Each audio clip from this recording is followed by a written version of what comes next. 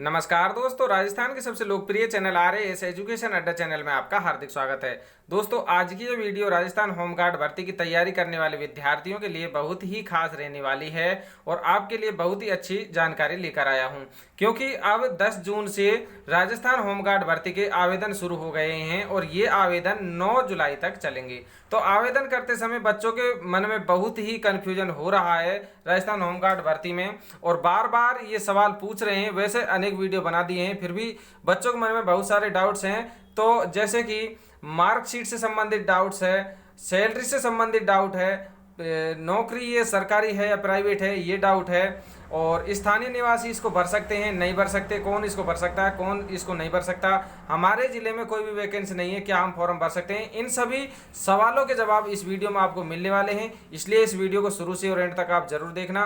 पहली बार चैनल पर विजिट कर रहे हैं तो चैनल को कर लेना सब्सक्राइब, क्योंकि दोस्तों मैं भी हूँ राजस्थान के अलवर जिले से और आपको राजस्थान से संबंधित प्रत्येक वैकेंसी और एग्जाम जो भी होते हैं उनकी जानकारी इस चैनल के माध्यम से सही समय पर अपडेट होती रहेगी। तो अब चलते हैं पूरी जानकारी पर।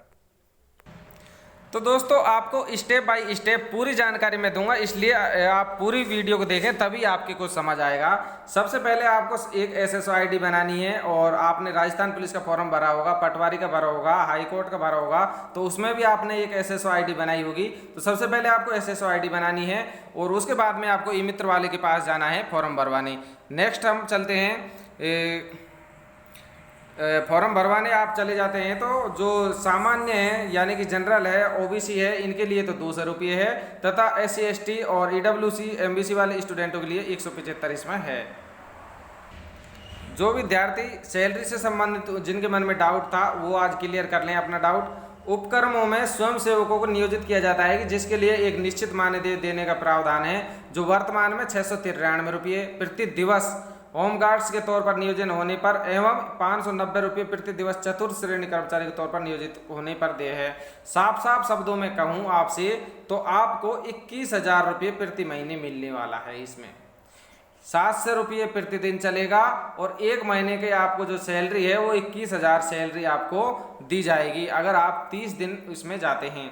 अब दूसरी बात आती है कि ये नौकरी सरकारी है या प्राइवेट है, तो ये भी आपको बता देते हैं। वैसे तो दोस्तों ये अस्थायी नौकरी है, राजस्थान सरकार द्वारा ये ली जाती है तथा ये अस्थायी नौकरी है, और इसमें आपको सिर्फ 5 वर्ष के लिए सदस्यता प्रदान की जाती है। यहाँ पर आप देख सकते हैं कि चयनित स्वयंसेवक को मात्र 5 वर्ष के लिए सदस्यता प्रदान की जाती है एवं 5 वर्ष की अवधि के बाद पुनर्नियुक्ति का प्रावधान है। ये बात तो सही है कि ये जो भर्ती है 5 वर्ष की आपको सदस्य मिलेगी, 5 वर्ष के लिए आप इसमें चुने जा रहे हैं, लेकिन 5 वर्ष की अवधि के बाद आपको पुनर्नियुक्ति का प्रावधान है इसमें। और ये सच है कि 5 साल आपने अगर अच्छी तरीके से काम कर लिया तो आपकी पुनर्नियुक्ति हो जाएगी, आपका इसमें मतलब प्रमोशन भी हो जाता है। अगर अच्छा व्यवहार रहा आपका आहार व्यवहार तो आपको कांस्टेबल भी बना दिया जाता है। जो होमगार्ड्स हैं, कुछ होमगार्ड्स को कांस्टेबल में भी ले ली जाता है। तो ये भर्ती वैसे देखें तो अस्थायी भर्ती है, 5 साल तक है, लेकिन पुनर्नियुक्ति इसमें होती है। ये बात हो गई प्राइवेट सरकारी से संबंधित। दूसरी बात है कि हमारे पास 8वीं की मार्कशीट नहीं है, तो इसमें यहाँ पर आप देखेंगे ये नोटिफिकेशन है कि मान्यता प्राप्त स्कूल से न्यूनतम 8वीं कक्षा उत्तीर्ण होनी चाहिए। इसमें ये नहीं कहा है कि कंपलसरी है, अनिवार्य नहीं है 8वीं पास, न्यूनतम कक्षा 8वीं उत्तीर्ण होना चाहिए और 10वीं की आपको मार्कशीट होनी चाहिए, क्योंकि 10वीं की में डेट ऑफ बर्थ रहती है। और अगर आपके पास 8वीं की है तो बहुत अच्छा है, नहीं तो 10वीं की भी चल जाएगी, 12वीं की भी चल जाएगी। और वैसे चाहे आपने कितनी भी डिग्री कर रखी हो, MA BEd BSc BEd कुछ भी कर रखा हो, लेकिन न्यूनतम आप 8वीं तक पढ़े होना जरूरी हो। और आप 18 साल से और 35 साल तक तो भर ही सकते हो फॉर्म, लेकिन जो SC ST है और OBC है इनको 3 वर्ष और 5 वर्ष की छूट अलग से दी गई है दोस्तों। अब दूसरी बात यह है कि मतलब स्थानीय निवासी से संबंधित बात है, इस पर बच्चे बहुत ही कन्फ्यूजन हो रहा है। ये मैं आपको एक बार समझा देता हूँ। नामांकन हेतु पात्रता, योग्यता, छूट और अयोग्यता। सबसे पहला पॉइंट है अभ्यर्थी को संबंधित जिले का मूल निवासी होना आवश्यक होगा। ये मेन इंपॉर्टेंट बात है कि जिस जिले में भर्ती प्रक्रिया निकली है। दोस्तों सबसे पहले मैं आपको बता दूं, जो ये होमगार्ड के पद हैं इनमें जो वैकेंसी निकली है, वैसे हमारे राजस्थान में 33 जिले हैं, प्रतापगढ़ को मिलाकर लास्ट में, लेकिन अब कुछ जिले ऐसे हैं जहां पर वैकेंसियां बिल्कुल भी नहीं निकाली गई हैं राज्य सरकार द्वारा, क्योंकि वहां पर पद ही खाली नहीं है। तो इस कारण कुछ जिलों में वैकेंसी नहीं निकाली गई है, तो अब वहां पर कोई भी स्टूडेंट उस जिले का होमगार्ड की भर्ती नहीं देख सकेगा, बिल्कुल ही नहीं देख सकेगा। जैसे कि चूरू में कोई भी वैकेंसी नहीं है, सीकर में कोई वैकेंसी नहीं है, तो यहाँ के स्टूडेंट बिल्कुल भी होमगार्ड की भर्ती नहीं देख सकते। ये क्लियर है, आप ये क्लियर लगा लीजिए। सेकंड पॉइंट है कि आवेदक दोस्तों, जैसे कि आप अलवर जिले से हो, तो अलवर जिले के भिवाड़ी और नीमराणा ये 2 केंद्र हैं। यहाँ ये जो केंद्र बनाए गए हैं यहाँ के, और जो इन नगर पालिका क्षेत्रों में आते हैं, तहसीलों में आते हैं, जो भी इन क्षेत्रों में आते हैं, तो अलवर जिले के ये स्टूडेंट होमगार्ड के फॉर्म भर सकते हैं। इस प्रकार से जैसे कोई भी डिस्ट्रिक्ट हो, अगर उसके नगर पालिका में आप आते हो, नगर निगम क्षेत्र में आते हो, नगर परिषद क्षेत्र में आते हो, सीमा गृह रक्षा कंपनी में आते हो, जो भी होमगार्ड्स की कंपनी है, तहसील में आते हो, तो उसका आपके पास 3 वर्ष का मूल निवास होना चाहिए, यानी कि राशन कार्ड भी चल जाएगा। इस प्रकार से आपको होना चाहिए। तो ये जो स्थानीय निवासी से संबंधित जानकारी थी वो ये थी दोस्तों। और भी आपके डाउट हैं बहुत सारे, वैसे तो कि कोई इसमें बोल रहा है, कई जो स्टूडेंटों ने कमेंट किया है कि हम बाहर से हैं, जैसे कि हिमाचल प्रदेश, पंजाब और उत्तर प्रदेश के बहुत से स्टूडेंटों ने मेरे पास कमेंट किया है। तो दोस्तों मैं आपको बता दूं कि बाहरी राज्यों का इसमें बिल्कुल भी कोटा नहीं है, हमारे सिर्फ राजस्थान के इसमें कोटा है, राजस्थान के स्टूडेंट इसमें लेंगे।